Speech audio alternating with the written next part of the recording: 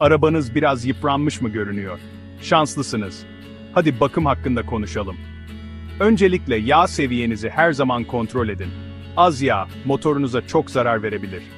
Sonra, lastik basıncınıza dikkat edin. Doğru şişirilmiş lastikler, yakıt tasarrufu sağlar ve güvenliği artırır. Hava filtrelerinizi düzenli olarak değiştirmeyi unutmayın.